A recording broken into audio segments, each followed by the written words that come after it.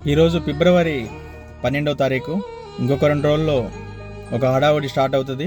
ఇది యూత్కి అర్థమై ఉంటుంది. నేను ముఖ్యంగా అమ్మాయిలకి చెప్పేది, తొందరపడి ఎవరు ప్రపోజ్ చేసినా కానీ మీకు జన్మనిచ్చిన తల్లిదండ్రులని ప్రతిక్షణం గుర్తుంచుకోండి.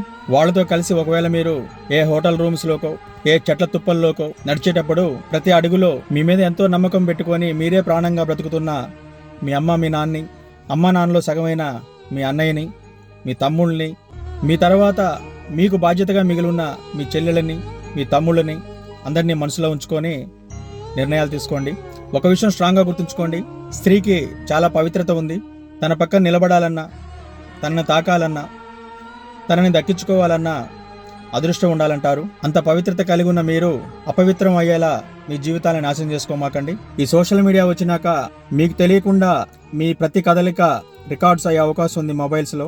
మిమ్మల్ని ఎక్కడికైనా ఓపెన్ ప్లేస్లోకి తీసుకెళ్లి వాళ్ళ కామ కోరికలు తీర్చుకుంటూ ఏ చెట్ల చాటు నుండో మిమ్మల్ని వీడియో తీసే అవకాశం ఉంటుంది.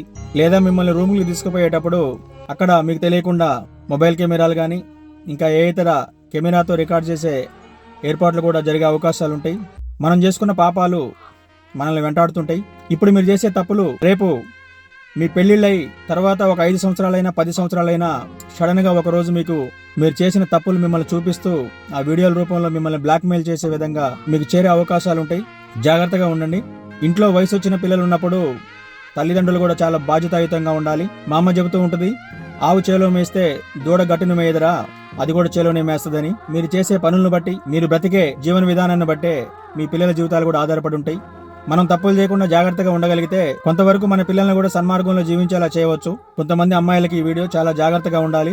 తొందరపాటి నిర్ణయాలతో, శారీరక కలయికలతో మీ శరీరాలను అపవిత్రం చేసుకొని రేపు మరొకరిని పెళ్లిళ్లు చేసుకొని జీవితాంతం మీరు క్షోభపడుతూ మీకు జీవితాన్ని ఇవ్వడానికి వచ్చిన వ్యక్తిని మోసం చేయమాకండి.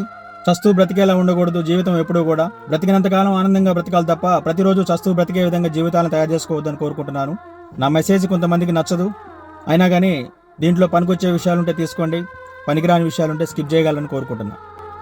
Thank you very much.